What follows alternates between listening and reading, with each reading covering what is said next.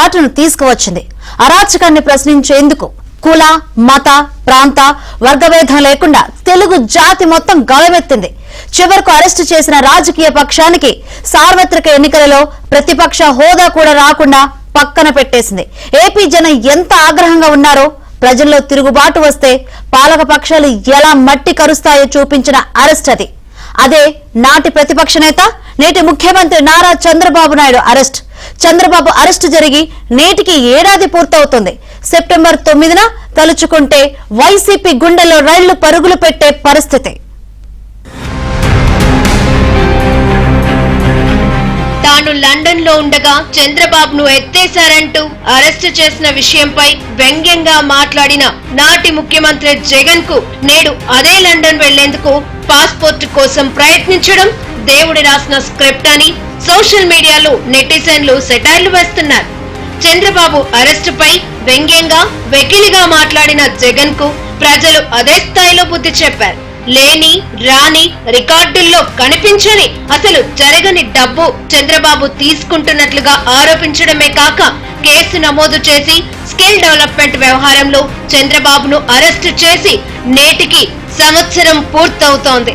September 9వ తేదీన ఉమ్మడి కర్నూలు జిల్లాలోని నంద్యాలలో ఓ ఫంక్షన్ హాలులో చంద్రబాబును అరెస్టు చేసేందుకు సెప్టెంబర్ 8వ తేదీ అర్ధరాత్రి నుంచి పోలీసులు ఆడిన హైడ్రామా ఇంకా ప్రజలు మర్చిపోలేదు. 53 రోజుల పాటు జైల్లో పెట్టి కనీస సౌకర్యాలు కూడా కల్పించకుండా కట్టడి చేసిన వైసీపీ ప్రభుత్వంపై అదే స్థాయిలో సార్వత్రిక ఎన్నికల్లో ప్రజలు పగ తీర్చుకున్నారు. సెప్టెంబర్ 8వ తేదీ అర్ధరాత్రి నుంచి అప్పటి ఐజీ కొల్లి రఘురామరెడ్డి ఆధ్వర్యంలో జరిగిన పోలీసుల వికృత క్రీడను ఎవరూ మర్చిపోలేదు. మాజీ సీఎం పడుకున్న బస్సుల డోర్లను కొట్టి అరెస్టు చేసిన వైనం నేటికి కళ్ల ముందు కనిపిస్తోంది. నంద్యాల నుంచి రోడ్డు మార్గం ద్వారా కర్నూలు, ఒంగోలు, గుంటూరు మీదుగా విజయవాడకు తీసుకొచ్చి చంద్రబాబును విచారించారు. 300 కిలోమీటర్లు కారులో తీసుకొచ్చిన పోలీసుల వాహనాలను అడుగడుగునా ప్రజలు అడ్డుకున్నారు. పోలీసు అధికారులు వ్యవహరించిన తీరుపై విమర్శలు వ్యక్తమయ్యాయి. తీసుకొచ్చిన తర్వాత 10వ తేదీన తెల్లవారుజామున కోర్టులో హాజరుపరచగా రిమాండ్ విధించారు. దీంతో చంద్రబాబును రాజమండ్రి సెంట్రల్ జైలుకు తరలించారు.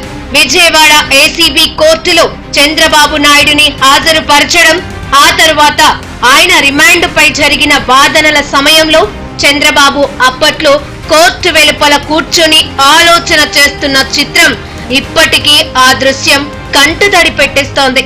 ప్రజల్లో చర్చకు కూడా దారితీసింది. ఏపీలో ఇంజనీరింగ్ వివిధ కోర్సులలో విద్యను అభ్యర్థించే వారికి బయటకు వచ్చిన తర్వాత ఉపాధి కల్పించేందుకు అవసరమైన శిక్షణను ఇచ్చేందుకు స్కిల్ డెవలప్మెంట్ సెంటర్లను రాష్ట్ర ప్రభుత్వం ఆమోదం తెలిపింది. అప్పట్లో పలు సంస్థలలో జరిగిన ఒప్పందం నేపథ్యంలో చంద్రబాబు మంత్రివర్గంలో ఒప్పించి అసెంబ్లీలో అనుమతి తీసుకున్న తర్వాత రాష్ట్ర ప్రభుత్వ వాటాగా నిధులను విడుదల చేశారు. ప్రతిష్టాత్మక సంస్థలు ఇందులో సాంకేతిక సహకారం అందించడం ద్వారా ఇలాంటి స్కిల్ సెంటర్లను ఏర్పాటు చేసి శిక్షణ ఇచ్చారు. ఇందులో చంద్రబాబు నాయుడికి క్వెట్ బ్యాగ్స్ అందాయంటూ కల్పిత నివేదికను తయారు చేసి దాని ఆధారంగా చంద్రబాబుపై కేసు నమోదు చేశారు. స్కిల్ డెవలప్మెంట్ సెంటర్లను సిమెంట్స్, డిజైన్ టెక్ కంపెనీలతో ఒప్పందం కుదుర్చుకున్నారు. అప్పట్లో రాష్ట్ర ప్రభుత్వం స్కిల్ డెవలప్మెంట్ సెంటర్లను ఏర్పాటు చేసేందుకు ప్రభుత్వం డిజైన్ టెక్ సంస్థతో ఒప్పందం కుదుర్చుకుంది. ఇందులో భాగంగా వారు కంప్యూటర్లు, సాఫ్ట్వేర్ పరికరాలను కొనుగోలు చేసేందుకు నిధులు సమకూర్చాల్సి ఉంది. మిగతా మొత్తం ఆయా కళాశాలల్లో సాంకేతికత ప్రకారం కోసం సెంటర్ ఆఫ్ ఎక్సలెన్స్ ను ఏర్పాటు చేసింది. ఈ సెంటర్ ఆఫ్ ఎక్సలెన్స్ లో విద్యార్థులకు శిక్షణ ఇచ్చేవారు. సిమెంట్స్ సంస్థతో ఒప్పందం కుదిరిన తర్వాత సిమెంట్స్ పలువురు వెండర్స్ కు ఈ పరికరాలను సమకూర్చుకునేందుకు టెండర్లను ఇచ్చింది. ఇందులో డిజైన్ టెక్ సంస్థ జీఎస్టీ చెల్లించలేదని ముంబైలోని జీఎస్టీ అధికారులు నోటీసులు ఇచ్చారు. ఆ అంశాన్ని అడ్డం పెట్టుకుని వైసీపీ ప్రభుత్వం చంద్రబాబుపై కేసు నమోదు చేసింది. మంత్రివర్గంలో నిర్ణయం తీసుకొని నిధులను విడుదల చేయడం వరకు మాత్రమే ప్రభుత్వ బాధ్యత. జీఎస్టీ చెల్లింపులు అనే అంశం డిజైన్ టెక్ కు సంబంధించిన వ్యవహారం కావడంతో రాష్ట్ర ప్రభుత్వానికి ఎటువంటి సంబంధం లేదు. అయినా దీనిని ఆధారంగా చేసుకొని అప్పటి వైసీపీ ప్రభుత్వం చంద్రబాబుపై కేసు నమోదు చేయగా విజయవాడ ఏసీబీ కోర్టు రిమాండ్ విధించడంతో 53 రోజులు రాజమండ్రి సెంట్రల్ జైల్లో ఉండిపోయారు. చంద్రబాబుకు తొలుత ఆరోగ్య కారణాల రీత్యా హైకోర్టు తాత్కాలిక బెయిల్ ను మంజూరు చేసింది. ఆ తర్వాత రెగ్యులర్ బెయిల్ ఇచ్చింది. ఈ బెయిల్ ఇచ్చే సమయంలో హైకోర్టు చేసిన వ్యాఖ్యలు చంద్రబాబుకు మరింత ఇమేజ్ ను తెచ్చిపెట్టాయి. స్కిల్ డెవలప్మెంట్ కేసులో ఎటువంటి నిధులు బదిలీ అయినట్లు, చంద్రబాబుకు డబ్బులు ముట్టినట్లు ప్రాథమిక సాక్ష్యాధారాలు లేవని హైకోర్టు అభిప్రాయపడింది.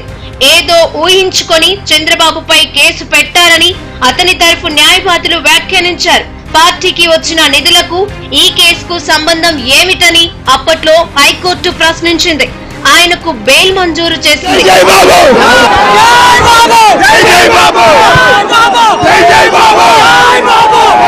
చంద్రబాబును విడుదల చేసే వరకు తెలుగు రాష్ట్రాలలో ప్రజలు రోడ్డెక్కి నిరసన వ్యక్తం చేశారు.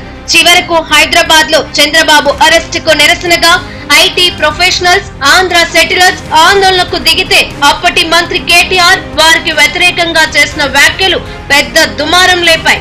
చంద్రబాబుపై వ్యాఖ్యలు చేసిన కేటీఆర్ పై సెటిలర్స్ లో అసంతృప్తి వ్యక్తమైంది. ఎన్నికల సమయంలో ఆంధ్రులు ఉన్న ప్రాంతంలో బీఆర్ఎస్ కు పరాజయం ఎదురైంది. చివరకు చంద్రబాబుకు బెయిల్ వస్తే విడుదలైన అనంతరం ఆయన రాజమండ్రి సెంట్రల్ జైలు నుంచి ఉండవల్లిలోని నివాసానికి వచ్చేందుకు 12 గంటల సమయం పట్టింది. అర్ధరాత్రి వర్షాన్ని సైతం లెక్క చేయకుండా ప్రజలు ఎదురేగి స్వాగతం పలికారు.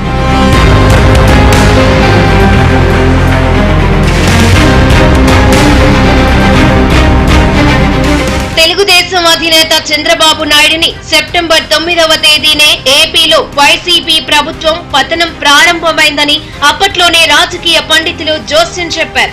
అక్రమ అరెస్టుతో కోర్టుకు తీసుకెళ్లినప్పుడు 45 ఏళ్ల రాజకీయ ప్రస్థానాన్ని, తన పేరు ప్రతిష్టలు, చేసిన మంచిని గుర్తు తెచ్చుకుంటూ కోర్టు హాల్ వెలుపల కుర్చీలో కూర్చొని కిటికీ వైపు చూస్తున్న నాటి ఆ చిత్రం ఇప్పటికీ సోషల్ మీడియాలో వైరల్ అవుతోంది.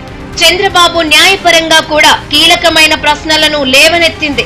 అవినీతి నిరోధక చట్టంలో 17A ప్రకారం గవర్నర్ అనుమతి తీసుకోవాల్సి ఉందని, ఆ అరెస్ట్ చెల్లదని చంద్రబాబు సుప్రీంకోర్టుకు వెళ్లారు.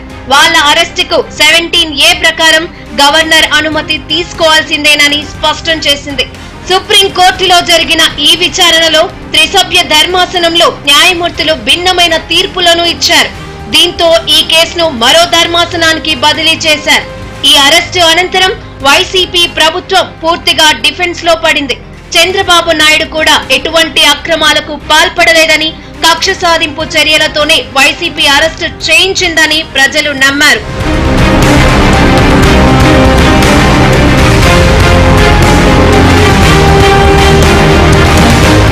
చంద్రబాబు అరెస్టు తర్వాత ఉమ్మడి ఆంధ్రప్రదేశ్ లో 2014 నుంచి 2019 వరకు ఆయన చేసిన అభివృద్ధి, మంచి పనులపైన చర్చ సాగింది. హైదరాబాద్ లో చంద్రబాబు నిర్మించిన గచ్చిబౌలి స్టేడియంలో ఆయన చేపట్టిన కార్యక్రమాలను గుర్తు చేసుకుంటూ ఐటీ ప్రొఫెషనల్స్ చేపట్టిన కార్యక్రమం రికార్డు సృష్టించింది. లక్షలాది మంది హాజరై చంద్రబాబుకు సంఘీభావం పలికారు. చంద్రబాబుకు మద్దతుగా అనేక సంస్థలు రోడ్డెక్కి నిరసన తెలిపారు.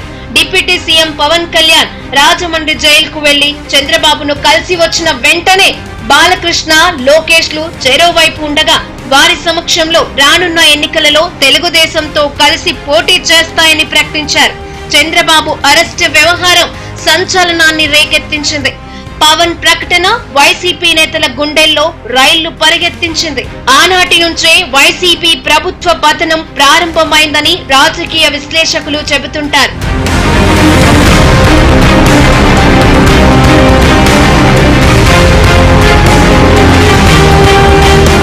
హైదరాబాద్ నుంచి విజయవాడ వస్తుంటే హైటెక్ సిటీ, సాఫ్ట్వేర్ సంస్థలు, ఫైనాన్షియల్ డిస్ట్రిక్ట్లు, సంస్థలు, నిర్మాణాలు చూస్తుంటే వీటిని నిర్మించిన వ్యక్తిని రాజమండ్రి సెంట్రల్ జైలుకు పంపడం ఏమిటని పవన్ ప్రశ్నించారు. పవన్ కళ్యాణ్ అప్పట్లో చేసిన వ్యాఖ్యలు హాట్ టాపిక్ గా మారాయి. హైదరాబాద్ కు అంతర్జాతీయ బహుళ సంస్థలను తీసుకొచ్చి స్కిల్ డెవలప్మెంట్ కు అప్పగించిన తీరు కూడా జనంలో చర్చనీయాంశంగా మారింది. చంద్రబాబు అరెస్టు ఆంధ్రప్రదేశ్ లో రాజకీయ సమీకరణాలు పూర్తిగా మార్చివేసింది. ఒక్క అరెస్ట్ రాష్ట్ర రాజకీయాన్ని మార్చి నాటి పాలకులను గద్దె దింపింది. జైలులో ఉన్న చంద్రబాబు నేడు ముఖ్యమంత్రి అయ్యారు. వరద ముంపు నుంచి ప్రజలను కాపాడుకునేందుకు నేరుగా నడుంలోతు నీళ్లలోకి దిగి తిరిగి వరద ప్రాంతాలలో పర్యటిస్తూ బాధితులను ఆదుకునేందుకు అవిశ్రాంతంగా శ్రమిస్తున్నారు. ఇదంతా గమనిస్తే రాజకీయాలలో హత్యలు ఉండవని, ఆత్మహత్యలే ఉంటాయని అంటారు. ఆనాడు చంద్రబాబును అరెస్టు చేయాలని జగన్ తీసుకున్న నిర్ణయానికి ఈ మాటలు సరిగ్గా సరిపోతాయనే అభిప్రాయం సర్వత్రా వ్యక్తమవుతోంది.